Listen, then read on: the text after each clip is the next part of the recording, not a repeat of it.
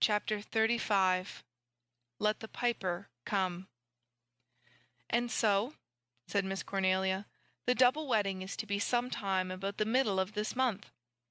There was a faint chill in the air of the early September evening, so Anne had lighted her ever-ready fire of driftwood in the big living-room, and she and Miss Cornelia basked in its fairy flicker.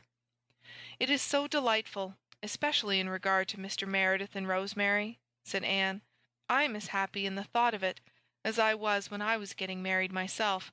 I felt exactly like a bride again last evening when I was up on the hill seeing Rosemary's trousseau."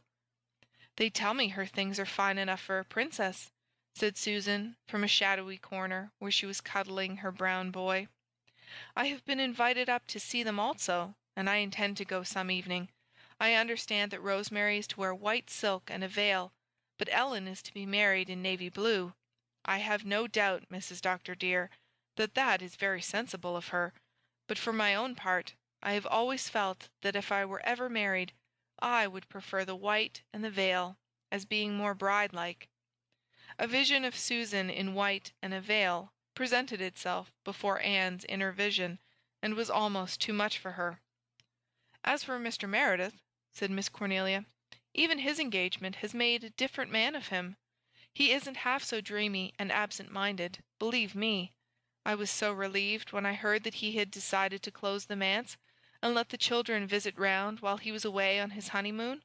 If he had left them and old Aunt Martha there alone for a month, I should have expected to wake every morning and see the place burned down." "Aunt Martha and Jerry are coming here," said Anne. "Carl is going to Elder Clow's. I haven't heard where the girls are going." "Oh, I'm going to take them," said Miss Cornelia. "Of course, I was glad to, but Mary wouldn't have given me no peace till I asked them anyway. The Ladies' Aid is going to clean the manse from top to bottom before the bride and groom come back, and Norman Douglas has arranged to fill the cellar with vegetables. Nobody ever saw or heard anything quite like Norman Douglas these days, believe me. He's so tickled that he's going to marry Ellen West after wanting her all his life. If I was Ellen, but then I'm not, and if she is satisfied, I can very well be. I heard her say years ago when she was a schoolgirl that she didn't want a tame puppy for a husband. There's nothing tame about Norman, believe me." The sun was setting over Rainbow Valley. The pond was wearing a wonderful tissue of purple and gold and green and crimson. A faint blue haze rested on the eastern hill, over which a great pale round moon was just floating up like a silver bubble. They were all there, squatted in the little open glade: Faith and Una, Jerry and Carl, Jem and Walter, Nan and Di, and Mary Vance. They had been having a special celebration, for it would be Jem's last evening in Rainbow Valley. On the morrow he would leave for Charlottetown to attend Queen's Academy. Their charmed circle would be broken, and in spite of the jollity of their little festival, there was a hint of sorrow in every gay young heart. "See, there is a great golden palace over there in the sunset," said Walter, pointing. "Look at the shining towers, and the crimson banners streaming from them. Perhaps a conqueror is riding home from battle, and they are hanging them out to do honor to him." "Oh, I wish we had the old days back again," exclaimed Jem. "I'd love to be a soldier, a great triumphant general. I'd give everything to see a big battle." Well, Jem was to be a soldier, and see a greater battle than had ever been fought in the world, but that was as yet far in the future. And the mother, whose first-born son he was wont to look on her boys, and thank God that the brave days of old, which Jem longed for, were gone forever, and that never would it be necessary for the sons of Canada to ride forth to battle, for the ashes of their fathers and the temples of their gods. The shadow of the great conflict had not yet made felt any forerunner of its chill. The lads who were to fight, and perhaps fall, on the fields of France and Flanders, Gallipoli and Palestine, were still roguish schoolboys, with a fair life in prospect before them.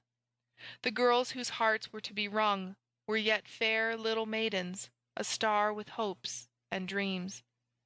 Slowly the banners of the sunset city gave up their crimson and gold. Slowly the conqueror's pageant faded out. Twilight crept over the valley, and the little group grew silent. Walter had been reading again that day in his beloved book of myths, and he remembered how he had once fancied the Pied Piper coming down the valley on an evening just like this. He began to speak dreamily, partly because he wanted to thrill his companions a little, partly because something apart from him seemed to be speaking through his lips. "The piper is coming nearer," he said. "He is nearer than he was that evening I saw him before. His long shadowy cloak is blowing around him.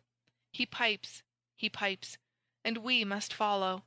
Jem and Carl and Jerry and I, round and round the world. Listen, listen. Can't you hear his wild music?" The girls shivered. "You know you're only pretending," protested Mary Vance. "And I wish you wouldn't. You make it too real. I hate that old piper of yours." But Jem sprang up with a gay laugh. He stood up on a little hillock, tall and splendid, with his open brow and his fearless eyes.